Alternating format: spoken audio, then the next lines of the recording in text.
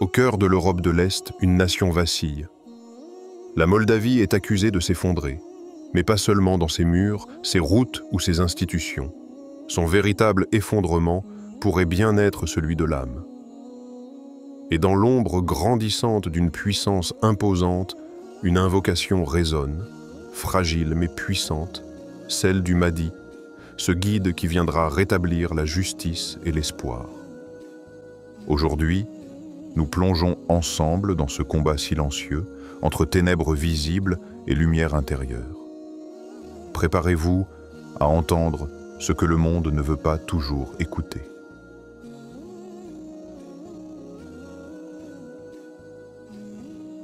Ici, en contexte dramatique, au cœur de l'Europe de l'Est, là où les églises anciennes croisent les murmures de la steppe, un pays semble chanceler. La Moldavie. Une terre de tradition, d'héritages mélangés, de cicatrices invisibles. Et pourtant, aujourd'hui, elle est accusée de tomber. Pas seulement sur les plans économiques ou politiques, mais dans son essence la plus intime, spirituellement. Les fissures que l'on voit dans ses routes, ses institutions ou ses discours, ne sont peut-être que les reflets d'une fissure plus profonde, celle de l'âme d'un peuple. Et face à ce constat, une question s'impose à tous, ici ou ailleurs. Quand le sol se fissure, qui tient le cœur du peuple? Est-ce l'État, les frontières, les alliances ou quelque chose de plus invisible que seule la foi peut invoquer? La Moldavie est prise entre deux courants. À l'ouest, l'appel de l'Europe, l'illusion d'un progrès sans âme. À l'est, la pression d'un géant russe pesant et silencieux. Et au centre, le peuple. Des hommes et des femmes simples, dont les prières ne sont ni géopolitiques ni stratégiques, juste des mains levées vers le ciel. Dans ce décor tendu, loin des projecteurs, une histoire se joue. Petite, et pourtant immense. Histoire inspirante, le village après la crue. Dans une vallée reculée de la Moldavie, encerclée par des collines de blé et des forêts de pins, se trouve un petit village nommé Valea Cerului, la vallée du ciel. Un matin d'hiver, après plusieurs jours de pluie diluvienne, la rivière qui traversait le village sortit de son lit. L'école du village, un bâtiment de bois ancien, fut entièrement inondée. Les enfants furent évacués. Les livres emportés. Les murs dévastés. Mais ce n'est pas là que l'histoire se termine. C'est là qu'elle commence. Sans attendre l'aide du gouvernement, sans discours ni revendication, les familles du village se rassemblèrent sur la place. Ils formèrent un cercle. Ils ne parlèrent pas beaucoup, mais ils prièrent. Puis, jour après jour, les hommes remontèrent des pierres de la rivière. Les femmes tissèrent de vieux tissus pour en faire des rideaux, des tapis. Les enfants, eux, gravaient dans le sable cette phrase qu'ils entendaient dans la bouche de leurs parents. « Ya Allah, guide nos pas ». Chaque pierre posée sur la terre mouillée était précédée d'un souffle, une prière, un murmure, un lien sacré. Un homme âgé du nom de Dumitru, connu pour être silencieux et pieux, s'agenouillait chaque matin devant les fondations et posait sa main sur les pierres en disant « Cette école n'est pas que des murs, c'est la mémoire du village. Si nous la reconstruisons avec le nom d'Allah dans nos cœurs, alors même les générations futures marcheront dans une lumière qu'elles ne comprennent pas encore. » Et c'est ce qui arriva. En 3 mois, sans ingénieur, sans bureaucratie, une nouvelle école s'éleva. Modeste, certes, mais forte, chargée de sens, chargée d'invocation. Question méditative. Alors, quand on parle de l'effondrement d'une nation, ne parle-t-on pas d'abord de l'effondrement de son âme? Et si cela est vrai, Qui donc est responsable de la garder vivante? Toi, moi, celui qui prie dans le silence, celle qui console son enfant la nuit, celui qui travaille honnêtement en invoquant la paix. La Moldavie aujourd'hui n'est qu'un miroir, un avertissement silencieux.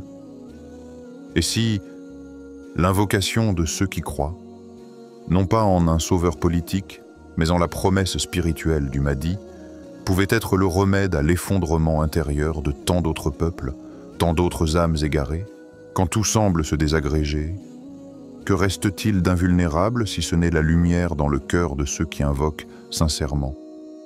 Musique se fait plus lointaine. Une brume visuelle sur l'écran, une voix intérieure murmure, et pendant que les alliances humaines chancellent, une invocation monte doucement.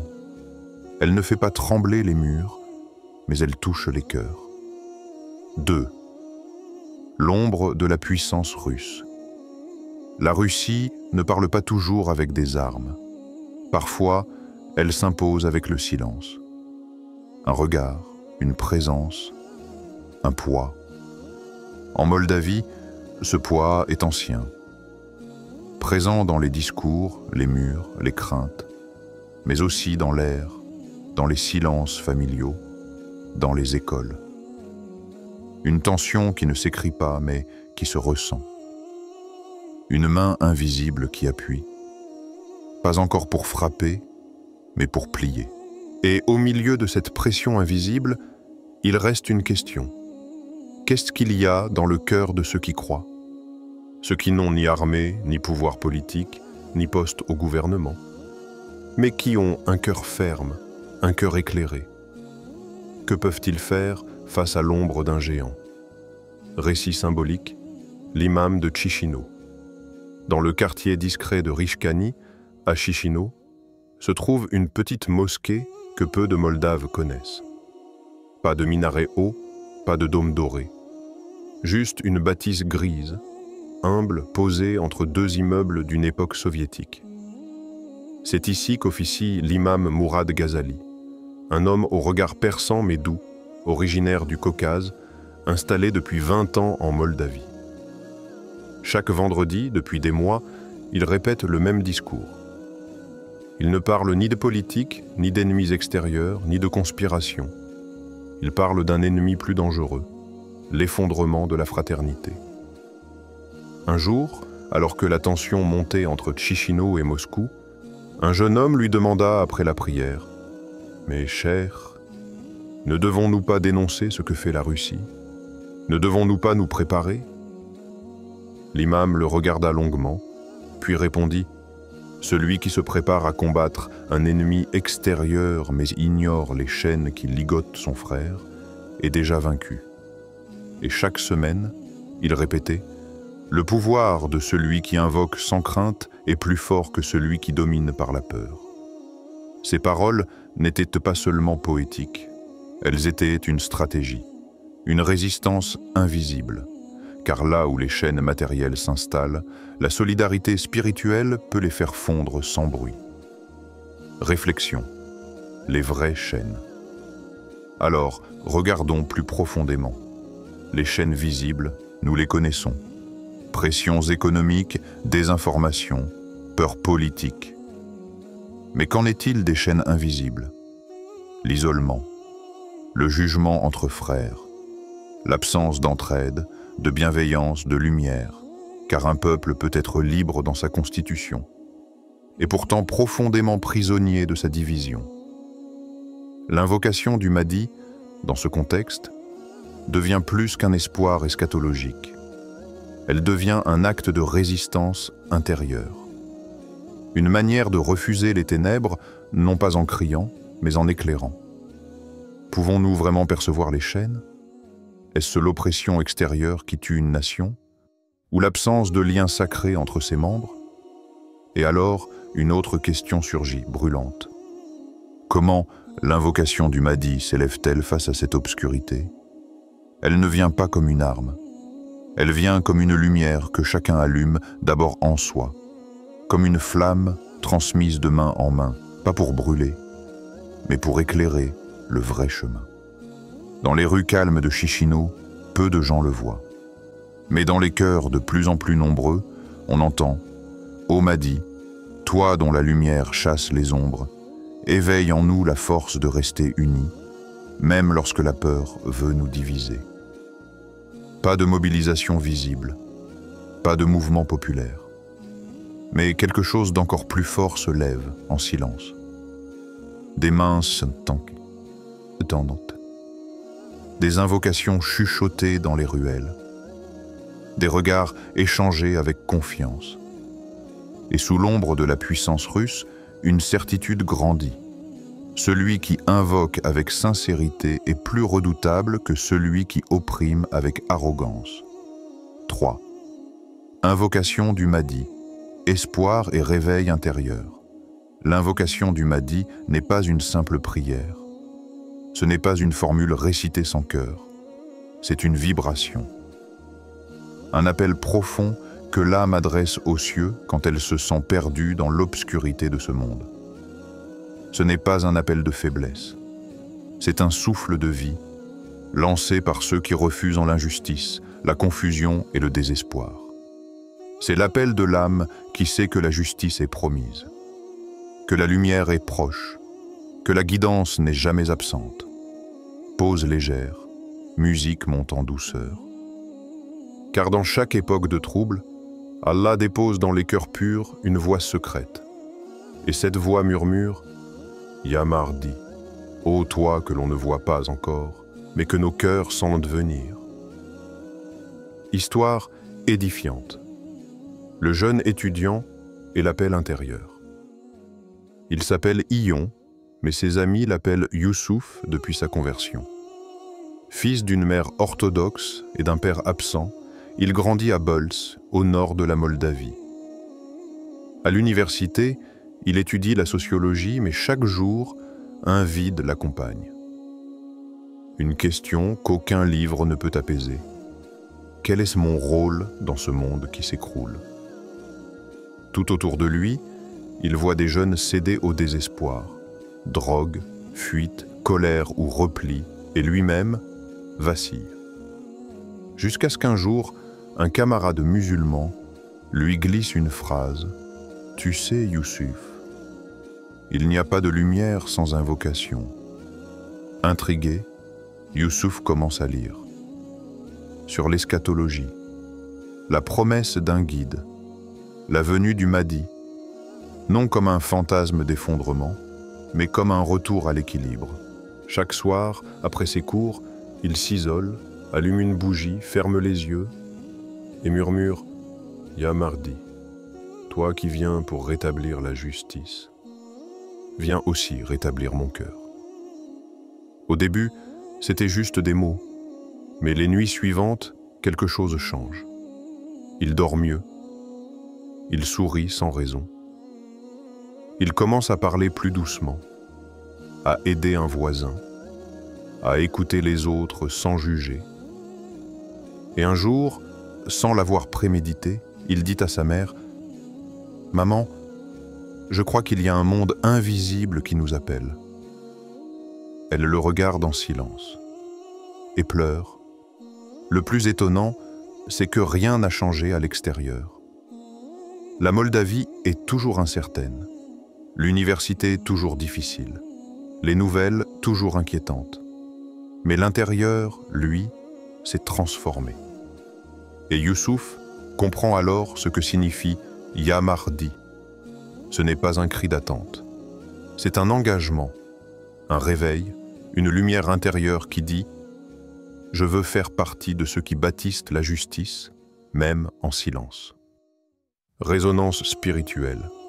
L'invocation comme miroir, car oui, l'invocation du Mahdi, quand elle est sincère, devient un miroir. Elle ne change pas l'extérieur d'un coup, elle change ce que nous voyons. Là où l'on voyait des murs, on voit des portes. Là où l'on voyait de l'injustice, on commence à bâtir des actes de bonté. Là où l'on se croyait impuissant, on découvre le pouvoir de la constance, de la patience et du service. Et cette invocation, transmise de cœur à cœur, devient une chaîne invisible, un souffle qui parcourt les générations. Une promesse sans bruit, mais pleine de lumière. Question engageante. Et toi? Alors, toi qui écoutes ces mots, quand ton âme appelle, quel est ton refuge? Quand le monde t'épuise, quelle lumière éclaires-tu autour de toi? Et si, au lieu d'attendre une délivrance extérieure, tu devenais un reflet du Mahdi, un reflet de sa douceur, de sa justice, de sa lumière, ici et maintenant? Parce que l'invocation n'est pas un espoir passif, c'est un feu intérieur, un élan, une transformation. Et à celui qui invoque sincèrement, Allah ouvre des chemins là où il n'y avait que des murs. Musique s'adoucit, puis s'efface peu à peu. La caméra mentale se tourne vers l'invisible, vers les cœurs éveillés. Un murmure s'élève au loin. Ya Mahdi, réveille en nous le courage de devenir lumière avant même que tu arrives. 4. Appel final. Agir avec foi et sagesse. La Moldavie, disent-ils, est attaquée par l'instabilité, par les influences, par la peur. Mais est-ce vraiment là son plus grand défi? Et si son vrai combat ne se livrait pas sur ses frontières, mais dans les cœurs? Et si chaque crise extérieure n'était que le reflet d'un besoin plus ancien, plus profond, un besoin spirituel que personne n'ose nommer à voix haute? Alors, que faire dans cette tourmente? Fuir, se taire, crier, ou bien écouter? Écouter ce qui, au fond, ne s'est jamais éteint. La voix de la sagesse, l'appel de l'unité, le souffle de la foi. Histoire collective, un repas, une lumière. Il y a quelques mois, à Chisinau, une initiative étrange a vu le jour. Ce n'était pas une manifestation, pas un discours politique, pas une conférence télévisée. C'était un repas. Un homme, un jeune imam nommé Hamza Naïm, avait eu une idée simple. Inspiré par un passage d'un texte spirituel qu'il lisait chaque soir. Lorsque tu doutes de la fraternité, assieds-toi à la même table que celui que tu ne comprends pas. Il appela un prêtre orthodoxe qu'il connaissait, puis un rabbin discret mais respecté, puis une pasteur protestante. Il leur dit simplement, et si, au lieu de commenter la division, on organisait un concert pour célébrer la paix? Et si, avant le concert, on servait un repas aux plus pauvres, ensemble, pas en parlant, mais en agissant? Ils acceptèrent. Le jour venu, dans une salle commune d'un centre culturel abandonné, des dizaines de personnes vinrent. Des enfants juifs aidèrent à servir des soupes avec des jeunes musulmans. Un groupe de musique chrétienne entonna des chants de paix pendant que des bénévoles distribuaient des vêtements aux sans-abri. Personne ne portait d'étiquette, chacun portait une prière. Et au centre de la salle, sur une grande banderole blanche, était écrit en 3 langues « Nous résistons ensemble, dans la paix et la foi ». Ce n'était pas grandiose. Aucun média n'en a parlé, mais ceux qui étaient là ont senti quelque chose de différent. Un moment de chaleur qui transcende l'hiver politique. Un moment où l'invocation prenait la forme d'un geste, d'un regard, d'une main tendue. Résonance intérieure. Agir avec sagesse. Car la vraie foi n'est pas une idée. C'est un mouvement, un élan intérieur qui cherche à toucher l'extérieur avec bonté. Et l'invocation du Mahdi, si elle ne mène pas à cela, à quoi mène-t-elle vraiment? Quand on dit « Ya Mahdi », ce n'est pas un souhait passif. C'est un serment silencieux. Je ne laisserai pas les ténèbres régner autour de moi sans devenir une lumière, même minuscule. Il ne s'agit pas ici d'attendre un miracle, mais de devenir soi-même un signe. Un signe que même dans un monde chaotique, l'âme peut se redresser. Un signe que même dans l'ombre, la foi peut encore bâtir des ponts. Nous aussi, pouvons-nous lever la voix? Pouvons-nous, dans notre ville, dans notre cercle, dans notre maison, créer des espaces où la paix n'est pas juste une idée, mais une présence vivante? Et si, lorsque l'invocation du Mahdi résonne face à l'ombre russe, ce n'était pas d'abord un appel géopolitique, mais un appel à l'âme, à notre âme, à notre conscience, à notre rôle oublié. Peut-être que cette invocation, en vérité, ne cherche pas à faire apparaître un homme, mais à réveiller une armée silencieuse de cœurs éveillés, de consciences prêtes, de bâtisseurs de paix, de justice, de lumière. Un dernier écho, un fondu d'images simples, des mains qui se tendent, un enfant qui rit, une lampe allumée dans la nuit. La voix chuchote, presque imperceptible. Agir, ce n'est pas vaincre. C'est rester vivant dans un monde qui meurt. Quand les murs tombent et que les puissances s'affrontent, ce n'est pas la peur qui doit gouverner nos cœurs, mais la lumière. L'invocation du Mahdi n'est pas un simple mot. C'est un souffle, un éveil, une promesse. Elle touche d'abord notre âme, ravive notre conscience et nous rappelle que même dans les nuits les plus sombres, la paix et la justice peuvent renaître. Alors, toi qui regardes, que fais-tu de cet appel? Es-tu prêt à devenir la lumière, là où tant d'ombres veulent s'étendre?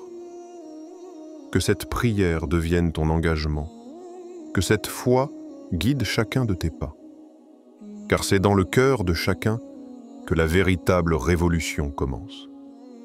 Ya Mahdi, viens éveiller le monde, un cœur à la fois.